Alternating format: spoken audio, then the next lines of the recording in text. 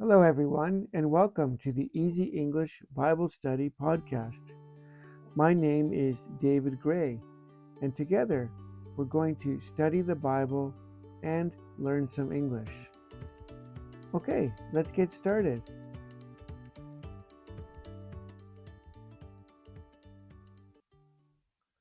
Welcome again. Thank you for listening to this podcast. Today we're doing the reading for the 8th Sunday after Pentecost. The 8th Sunday after Pentecost.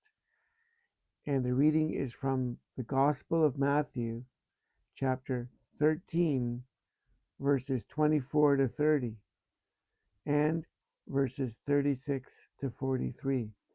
So let me say that again, one more time. The Gospel of Matthew, chapter 13, verses 24 to 30, and then verses 36 to 43. Okay, last time we did the parable of the sower. This time we're doing the parable of the weeds, a similar parable that involves nature. Okay, so let's get started then. Verse 24. Okay. Jesus told them another parable. The kingdom of heaven is like a man who sowed great seed in his field. But while everyone was sleeping, his enemy came and sowed weeds among the wheat and went away. When the wheat sprouted and formed heads, then the weeds also appeared. Okay, so Jesus is comparing the kingdom of heaven to wheat and weeds. And I'm not going to explain everything because Jesus explains it later. But here we have everyone sleeping. The enemy comes and sows weeds. Okay, puts down the seeds. The enemy plants the seeds for weeds with the wheat. Okay, so someone's coming into his field, his land, and secretly planting weeds. When the wheat sprouted, when the wheat came out, it was growing, the weeds also appeared. Okay.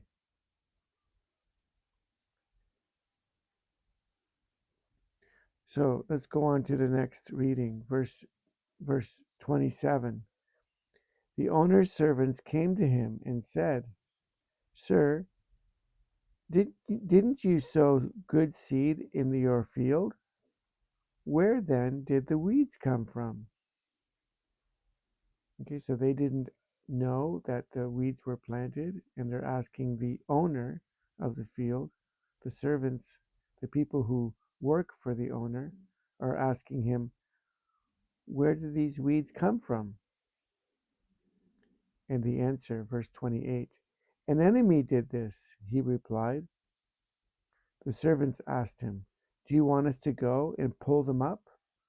Should we, pull up the weeds, get rid of the weeds?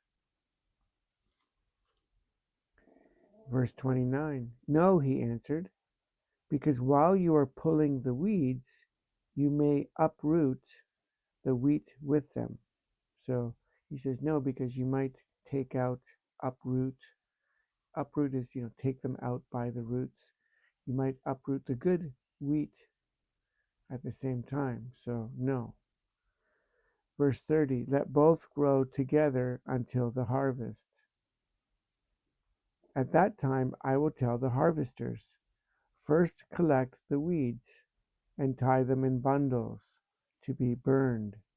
Then gather the wheat and bring it into my barn. Okay.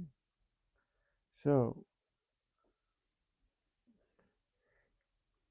when it's harvest time, when it's time to collect what you grow in the field so that you can use it as food at harvest time, he says first collect the weeds and tie them in bundles. So put them together and tie them up together in a bundle, and we'll burn them. And then later we'll gather the wheat and bring that into the barn. Okay, so maybe you can guess what this parable is about, but Jesus actually explains what it's about. So now we're going to jump to verse 36 to 43. Let's go to verse 36. Then he left the crowd and went into the house. His disciples came to him and said, "Explain to us the parable of the weeds in the field." Okay, so now Jesus is going to explain the parable. Here we go. He answered, "The one who sowed the good seed is the Son of Man." Okay, so who is the Son of Man? That's Jesus. So Jesus is the one who sows the seeds, the good seeds, right, that make wheat. 38. The field is the world,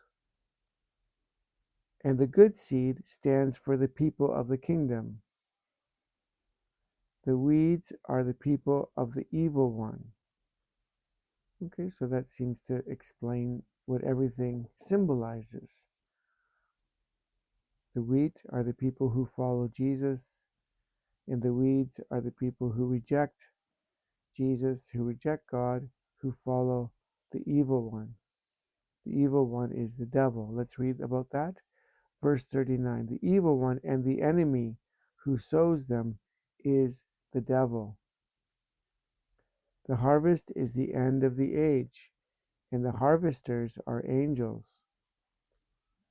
Okay, I think Jesus explains this very well. The end of the age is the end of time, when it's time for judgment. Verse 40. As the weeds are pulled up and burned in the fire, so it will be at the end of the age. The Son of Man will send out his angels, and they will weed out of his kingdom everything that causes sin and all who do evil. So, like the weeds that are burned, so and thrown into a fire, so we have the angels who come and they weed out. That means they separate the weeds, sorry. They separate the weeds from the wheat, and everything that causes sin and evil. What will happen to that? Verse 42. They will throw them into the blazing furnace, where there will be weeping and gnashing of teeth. So a furnace is, there's a big fire in the furnace that burns. This image is used a lot in the Old Testament. Many people believe that this is a symbol of hell, and that the people who follow Satan or the devil will be judged, and they will be thrown into or put into hell. Okay. Where there will be weeping. Weeping is crying very deeply, very sad, and gnashing of teeth.